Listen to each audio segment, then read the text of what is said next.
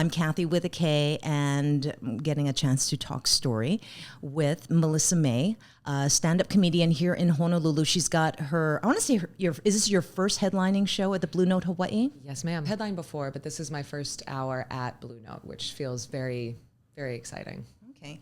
So tell me, how did you get involved with stand-up comedy? I didn't do stand-up until I moved to Hawaii, and that was in 2020. Where were you before Hawaii? I'm from California, and the Bay is where I was before I moved here. And I moved from San Francisco. I was there for about 7 years. Born and raised in Southern California, but I claim the Bay as home. So, okay. Yeah. And when I came here, I didn't know anyone except for my friend's family who is from here, who I had met the first time I came to visit, like several years back. And upon moving and getting situated and stuff, I was invited to a comedy show by a person that I met on a Zoom comedy show, hashtag 2020. It was different times. But I got asked to go, and so I met this person from that and saw and heard what was being said on stage, and I thought, oh, I could definitely do that and probably do it better. So that's what got me into it. I always think it's a dangerous thing, be it stand-up comedy or art, dance, just everything, race car driving. When somebody is so skilled, they make it seem accessible and easy, where you get a flood of people coming through. But you headlining, that is a testament to your skill set. August 14th, 2024, Blue Note Hawaii, headlining Melissa Mae. Before 2020, coming to Honolulu to live, you were in San Francisco for 7 years. What was your exposure to stand-up comedy, if at all? Was that your jam to see other comics? It's interesting. I grew up watching a lot of stand-up comedy. That was something that as a kid we would watch as a family. My dad especially liked to show specific films that were very like classics and comedians that were like the big time names, right? So we watched Richard Pryor. Granted, I was probably very young, too young to perhaps get some of the jokes, but I did understand their presentation. Like George Carlin is a favorite of mine, and I was exposed to him when I was a kid from my dad. So I watched a lot of stand-up. I wouldn't even go to many stand-up shows in San Francisco or LA, but I had been to shows for sure. But it wasn't just that's me. I go to shows all the time, but it was just something that I knew I could do, right? It's just an innate knowing. I like to make my students laugh. I'm a yoga teacher for a living, and so I am fairly comedic at work, and it does translate. For the stand-up experience so far, when you first stepped on stage, what was that like? Where was that, and what do you remember? And what was your set like? Could you call it a set? Yeah, I guess I could. I mean, that's what it's called, right? So it's so funny how being that I've started to do it, and I tell people that now, they're always like, "Oh, you could put that in your skit." My mom loves to say that, Melissa, put that in your skit. I'm like, it's not a skit, it's a set. And it's a little different, but my set, the first time I got on stage was at a bar and grill. It was just a small, local thing, 5 minutes. And like I said, I felt like an obligation to just kind of stand up and say some things because of what was being said by some of the other comedians on stage. And in response to that, my first set was more or less kind of talking back a little bit, I would say, tongue in cheek. And I genuinely got maybe 2 laughs. It wasn't a lot. And, I was very nervous. I felt so many butterflies in my tummy, but just kept going. And I got 1 laugh from a woman, and there weren't many women in the room. And it kind of sparked this insight of, oh, I want to make women laugh. I want to make jokes that women find funny, because so much of comedy is directed towards and through the male gaze. It's for men in a way, right? It's male dominated, no doubt. And it's also something that I want to include, and I want to, have some things that are just truly for women. And the men who find me funny, I will say, the men who find me funny aren't problematic, because my jokes tend to kind of poke at, men in general. Those poor things. I was about to ask more about how you see your presentation in comedy. Is it for the whole family? Can you bring those 18 and under, or is there like an age frame? I would say it's 18 and over. Okay. For sure. I have had kids in audiences, and, you know, kind of similarly to my experience when I was a kid watching stand-up, there were things that just went right over my head. And then there were words that I would catch and be like, oh, she said a bad word, or he said a bad word, you know. So I would say, yes, 18 and over for sure. I would say that it's fairly dry and sarcastic. It is explicit in a lot of ways, being that I'm a part of the LGBTQ community. There's a lot of dating material. And then also being in the yoga community, there's a lot of like spiritual talk. So that's not necessarily explicit. But I would say that my comedy is... it has a pretty good range of topics, and sometimes it gets political, and that can cause a little bit of ruffling in the feathers, but more or less, yeah, it's 18 and over, fun, and for women. Okay. Yeah. All are welcome. All Yes, are welcome. absolutely. All are welcome. Yeah. Absolutely. Yes. As in, buy your ticket. Melissa Mae, August 14th, 2024, Blue Note, Hawaii, in Waikiki. I would like to know more about how your writing process is. It's kind of an interesting thing. So I will have like a thought, right? I'll have just either it'll be a punchline or it will be a premise, some kind of idea. I'll put it in my notes in my phone, and I'll circle back to it. And sometimes the note does not make any sense, and I'm like, I don't know where I was going with this. So then I either workshop that on an open mic, or I just kind of scrap it. And then when I do a set, when it's like polished and, you know, I've been rehearsing, because I do rehearse. Like some comedians like to go up and say, I don't say the same set twice. I never tell the same joke. And for me, that doesn't ever give like a presented or a polished effect, which is what I want. I want the timing. I want the, you know, everything for me in essence is scripted. But of course, like off the cuff, crowd work, things that happen on the spot, I'm able to tend to, but I do have a set list, which is like the bullet points. So I'll have the joke, you know, it'll be 3 names, and then I talk about my name, and I know from that bullet point where I'm going and what I'm saying. Melissa Mae, August 14th, Blue Note Hawaii. Go to bluenotehawaii.com for tickets. And what's your social? What are your social handles? On Instagram, it's at Melissa Mae Smith _ and May is with an E, not a Y. Since you've been doing stand-up comedy, has your approach to watching stand-up become more of a documentary, or can you just enjoy it because you know what's going on behind the curtain? I think a little bit of both. It's definitely, being in the comedy scene in general is like an anthropological study for me. It really is. It's an interesting thing, I'll tell you. Like, it depends on what I'm wearing and how I'm received by an audience. If I wear like something bodycon, like form-fitting, I'm not necessarily felt or as like received as well, right? If I'm wearing something baggy and kind of covering my shape, I tend to be listened to more. It's a very fascinating thing. So when I watch stand-up, I always kind of look to those things as well to see how they're received, to see what kind of content they put forth, especially like their opener and their closer, right? So like it's always start with a laugh, end with a laugh. That's kind of the whole formula. And so for me, I like to kind of dissect what these comedians are doing, but I still very much laugh out loud with shows that I watch and scenes.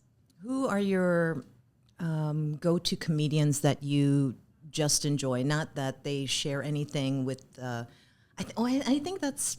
I mean, personally, it's like there's certain stand-ups that I enjoy, but that's not necessarily if I were to do that, I wouldn't be able to execute that kind of style. Who are some of the stand-up comedians that you currently enjoy in 2024? It could change after the election. No, I get that. My contemporaries that I really appreciate and enjoy watching, Michelle Wolf is probably one of my favorite stand-ups, because not only is it intelligently written, it is also, it hits on things that are, I think, social commentary. It brings a message with it, right? Beth Stelling is another comedian that I just absolutely adore. I think she's an incredible writer. And she also she can broach subjects in a funny manner. So it's not, because it is like some of the subjects she talks about are very intense or very revealing, and there's a lot of vulnerability with stand-up comedy in general, but I do appreciate her candor. I really love Hannah Gadsby is another, but their comedy is much more a thinking piece. It's not necessarily there's not roarous laughter. It's not belly, oh my God, I got a side cramp kind of funny, but it is something that I find to be, it infuses a message. Generally speaking, I do appreciate that, and I think most comedians have a message of some sort, right? Chappelle's another guy that I absolutely love and adore. And he also has he has many messages, but he's another guy that I really do appreciate. And I actually spent time on stage with Jim Gaffigan in New York. I was there in June, and I have always loved him. I could watch any of his specials today and still laugh out loud. So. Melissa Mae, what has your life been, can you remember what it was like before stand-up, before you were introduced to the lifestyle? Because it is a nocturnal practice, and the different personalities who come through either in the audience or those who are now part of your new tribe of comedians at different stages of the game. Can you share a little bit, what was it pre-stand-up for you? Pre-stand-up, I, at some point, kind of segued away from, or kind of moved away from going out at night. I decided to become alcohol-free, and because it just really wasn't serving me, and it wasn't something that would bring anything to my life. So if I did go out at night, it was for an event. It was for either a birthday or a gallery opening or some kind of my friends spinning, a DJ set at a bar. And so there were reasons to me going out, right? And sometimes it would be to a comedy show, for sure. And then when I got into stand-up comedy, being that I was alcohol-free, it's really like a life raft to being able to kind of deal with the general public who tends to be drinking at shows, right? They're at bars. It's not a problem, but it's just something that having my agency is really important to be able to handle anything that arises. So that feels safe and good for me. And then also just being out and about at night, but having it be an event that people are going to, it also for me feels like that's something that people like me would also be doing, right? It's like they may not go out all the time, but they're coming out because it's a show. And so I always just want to provide, and I want to give that, that experience. Melissa Mae, August 14th, 2024, Blue Note Hawaii in Waikiki. Who's your opener, or do you have other people part of the bill with you that night? Yeah, so Johnny Rocks Hollywood is actually hosting. Love him, adore him.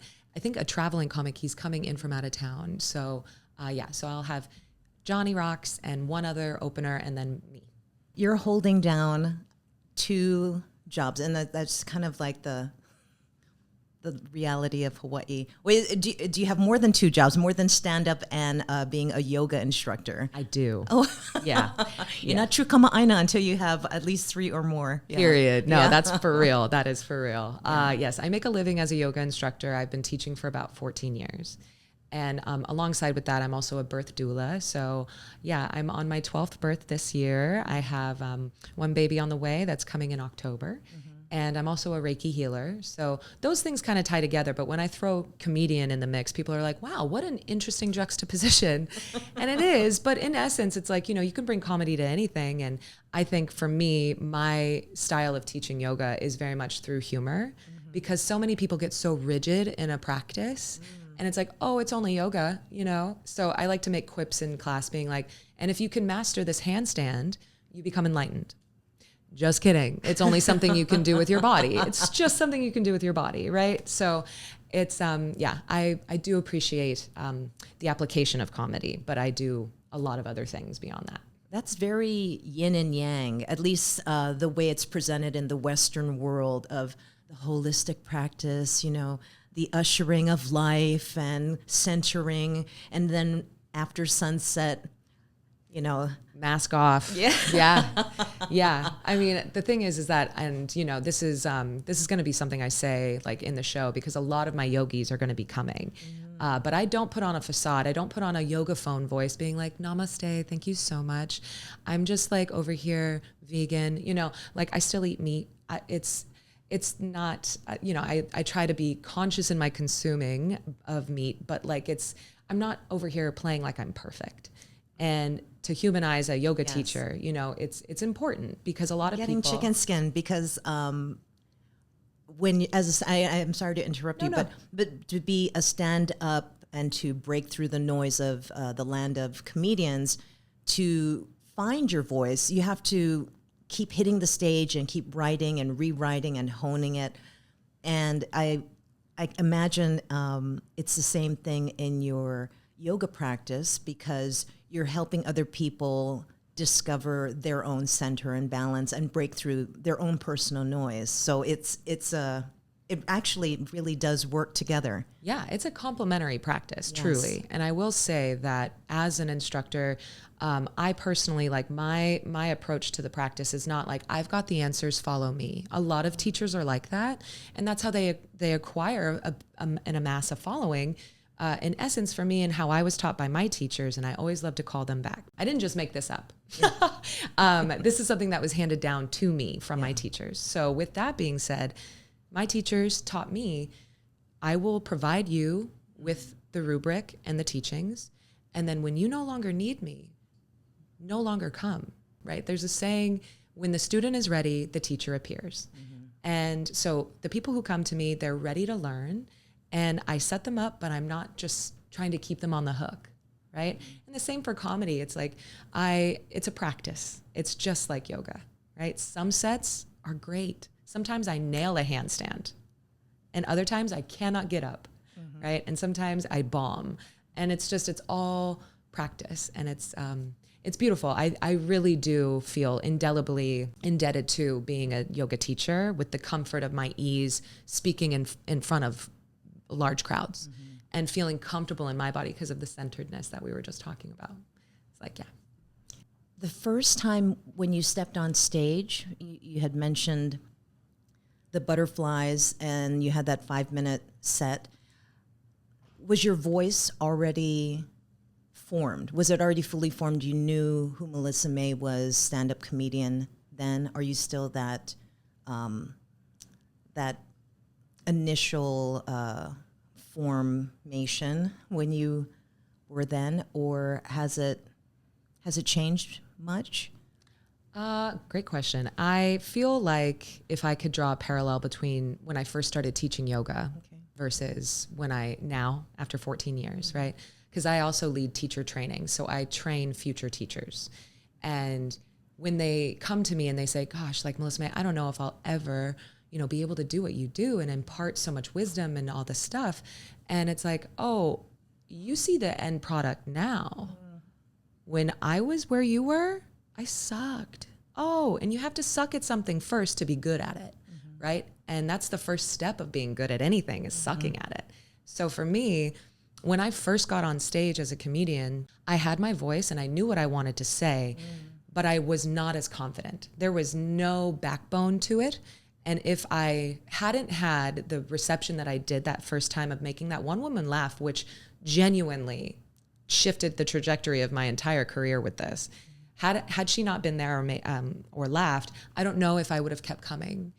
But I will say now, it's not necessarily the voice or the message has changed. It's just gotten stronger and more confident.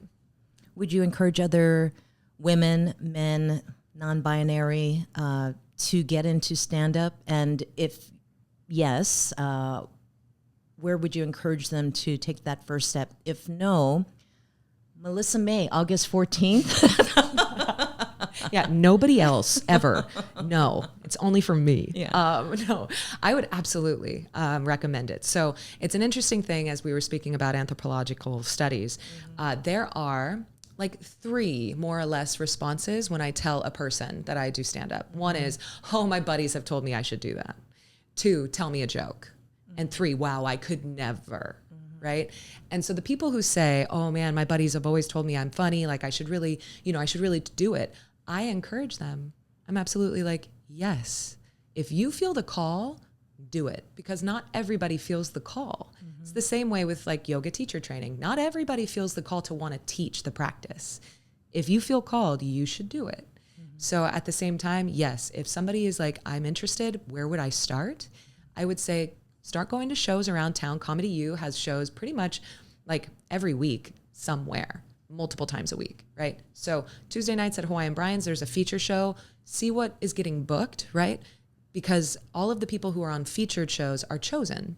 Whereas after the feature show, there's an open mic. And then you see the open mic people, and they're all varying skill levels, all, beginners, seasoned vets, like the whole spectrum. So then you kind of get in the mix and you get up on stage. It's a very supportive community, especially if it is your first time. Jose will usually like say, this is so-and-so's first time. Let's give them like a really warm welcome, and that I love as well. So I would absolutely recommend ComedyU around the island, open mics at Hawaiian Brian's, Anna O'Brien's, and yeah, stuff like that. ComedyU though.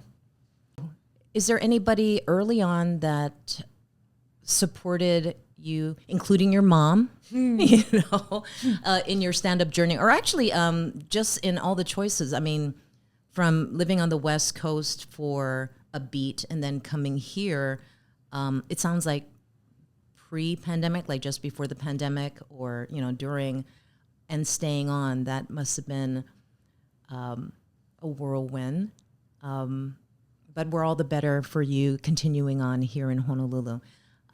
So no, you don't get to thank anyone. But is there anyone that you want to just give a shout out or? Yeah, I have some day ones, and they know who they are. I don't necessarily want to name names simply because whoever supports me, I do feel very loved and very, very supported. All of my yoga students here, being that I didn't know anyone upon moving, all of the first friends that I made that were at the first show I ever did, which was at a pizza parlor. And I've been very, very supported by all of my friends here. And yeah, I'm celebrating 4 years on island, August 18th. So this month is my birthday month, by the way. Yes, started celebrating. So August 12th is my actual birthday. August 14th is the show. And the 18th is my 4-year anniversary. So it's a very big culmination of things. But I also would love to thank Aina and the beautiful land that I get to call home. I'm very grateful to be able to be here.